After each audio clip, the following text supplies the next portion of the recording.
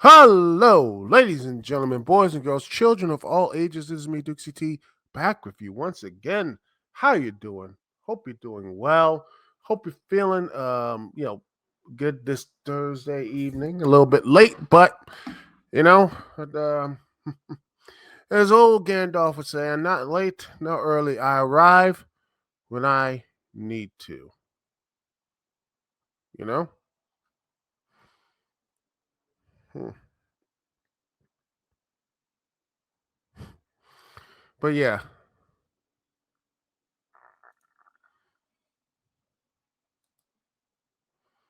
it's been a week, and the Tuesday Night Wars, ladies and gentlemen. Oh, there's something interesting.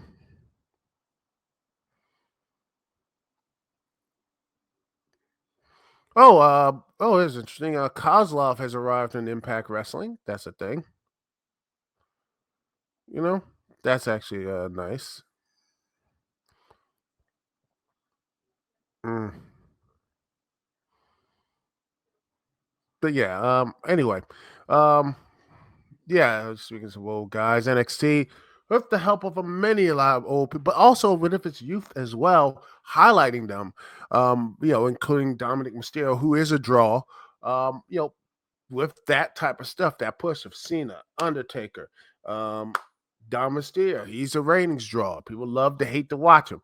Um, is that a him or is just because of old Rhea Ripley? Who knows? But it's probably Rhea Ripley. Let's be real. A lot of people love that golf chick. They love it.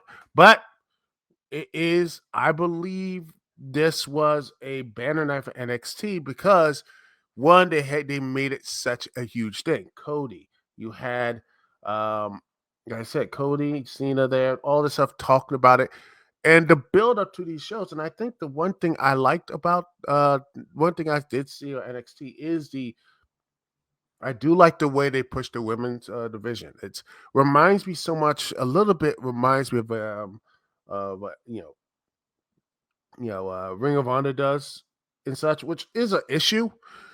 Both AEW and WWE, their main rosters suck for women. Like, oh, what about Raw? I'm like, no.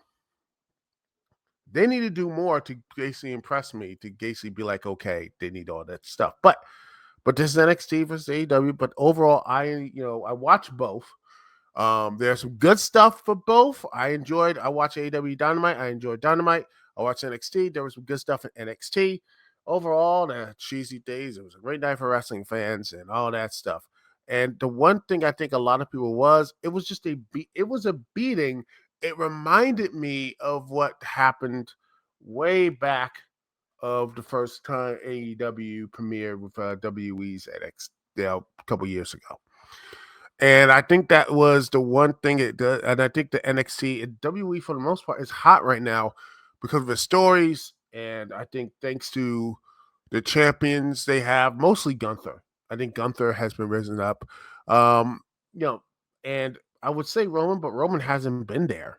But I think it's the way they NXT for the most part. But yeah, they're champions, including I think and NXT champions help as well. I think Dominic Mysterio really has elevated the North American title, being this cheating little brat and such. And with Rhea Ripley, you have Tiffany Staten, you have all these great parts of NXT. You do have you know um, Becky Lynch there as well. There are just significant reasons why NXT is doing things a little bit better, and I think they have done I think one thing I think they did better at NXT.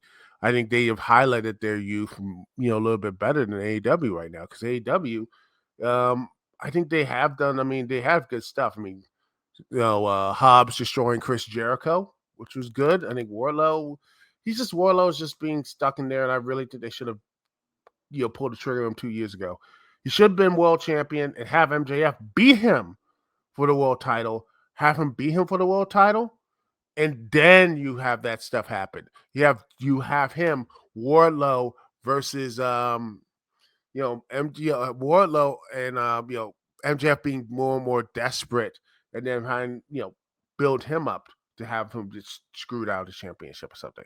But yeah, also speaking of MJF, that really crushable like the promo segment that they had, and you know, that promo segment that you know they did with MJF. And I know MJF probably got, and he talked about this too. He wanted to speak about all the anti Semitism about that, and he speaks about it.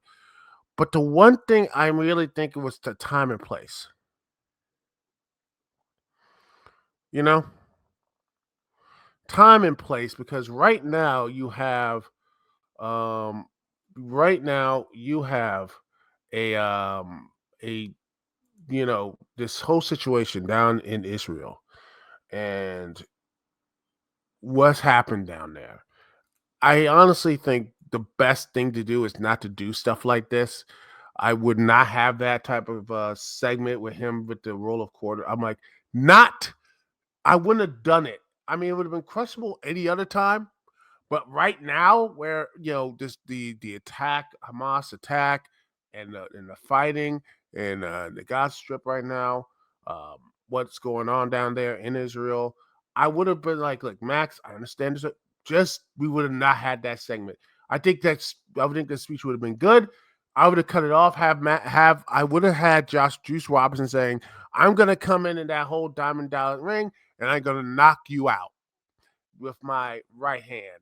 And that's it. And that would have been a better thing there. Would not put a roll of quarters there. Would not have done that. I think even though he's been doing that for a while in New Japan and somewhere in AEW as well, I just think it would have not been the right time. And yeah, the one thing I think that was it just really was questionable. Um, anyway,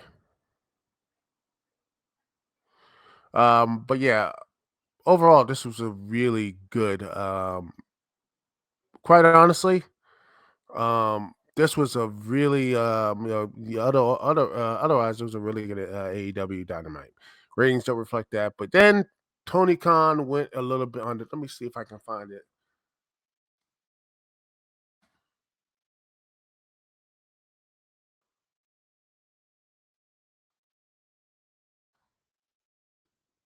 If I can find this and see, I'll just stop sharing. Um,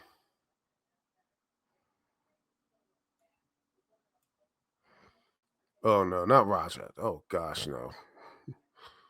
Okay, let me just see if I can get this stuff right, because want to make sure always see the right stuff. Yeah, he went really hard on it, and I understand a bit. He wants to stir the pot, and that's the stirring the pot is always. I mean, at the end of the day,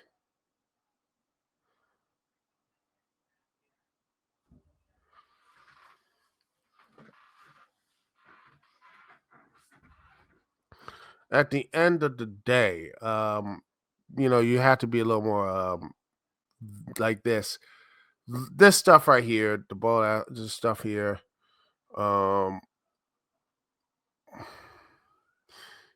Yeah, I think it is. I think because of all this other stuff, you build yourself up. I get it. And it was on his birthday too. So I think that was a little bit, he was in his feelings a bit. And then he kept tweeting and tweeting against people and all this stuff. And I'm like, you know what it reminds me? It does remind me a bit of how Vince McMahon went against let me see, Turner, and he went hard on him. They went hard. I mean, the whole skits and everything and just being wild and everything on there years ago. But I think the reason why is more weirder and more of a complete cringe fest is because it's social media and he's a CEO and he runs a football team. He shouldn't be this animated. He's acting like, well, honestly, mostly like the smarks and such. And honestly, that's in a favor. And this is the worst part. The worst part of it is that this is the problem. The worst thing here is that he just, man, someone needs to talk to him. I understand what you want to do. You want to fight W, but sometimes, it's best to observe. It's best to be quiet and let this thing happen. And I think that's the reason why you see the whole, Big Swole controversy. You had the whole situation. He just doesn't know when to just stop with the Twitter.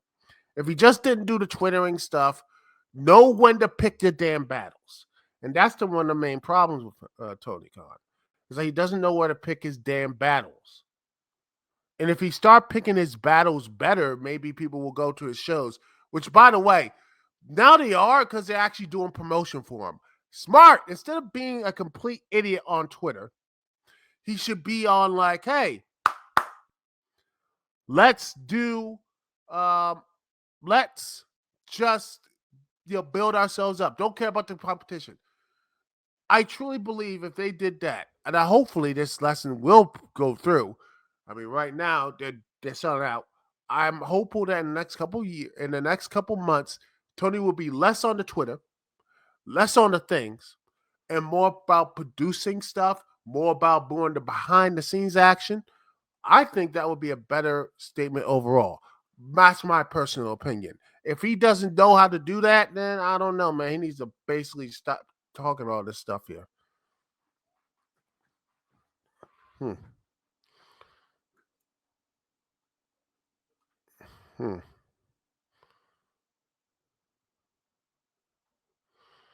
Yeah.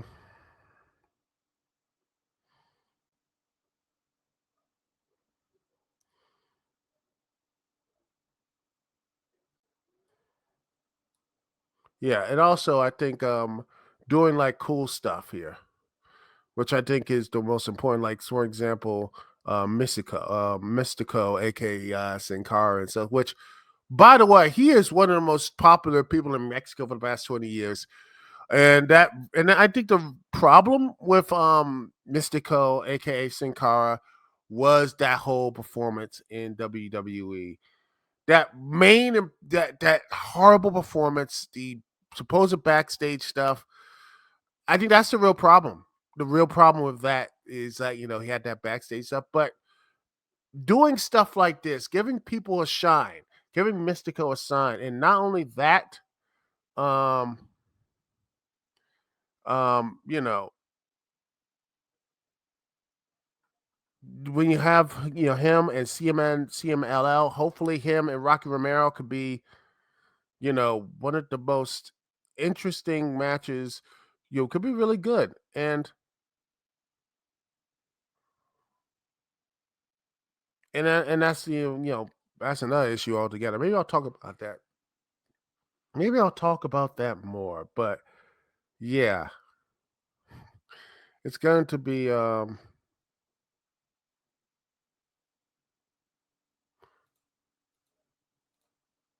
yeah, and that's what it is.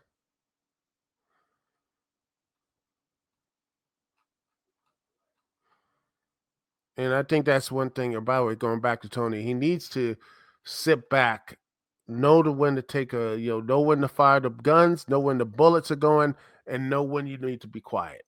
I mean, that should have been take. Say, hey, we did a good job. Everything else, but you need to take the L. And I think that's one of the problems with Tony is that he doesn't really know.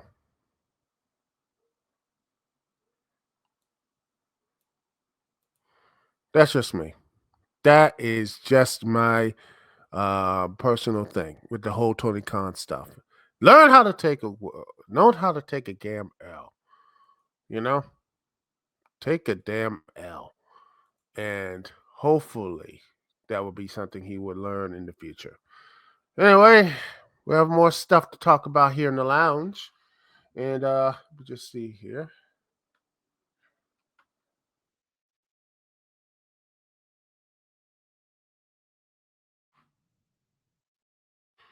All right, next thing we're going to be doing is we're going to be talking about this the actors on strike.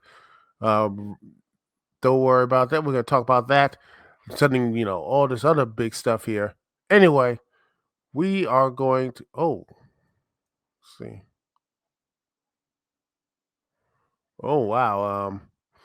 Rudolph Isley from the Isley brothers. Um, let's see if I can send this. Let me just see if I can share this thing. Um, Yeah, he passed away. It was 84 years old. Rudolph Isley from the Isley Brothers. I mean, he has been one of the most iconic R&B groups of not my generation, but just continued on from old to all these other stations. They were just kept going. The Isley Brothers and everything. So this is a shock. I mean, I just found this out. Prayers to him, to his family, and the people close to him. Uh, anyway, we're gonna be right back. We're gonna talk about the actor strike, and we'll talk about that, and talk about what is the all the stuff that's coming from that, and yeah, and we'll be right back right after this here live on the Duke CT Lounge.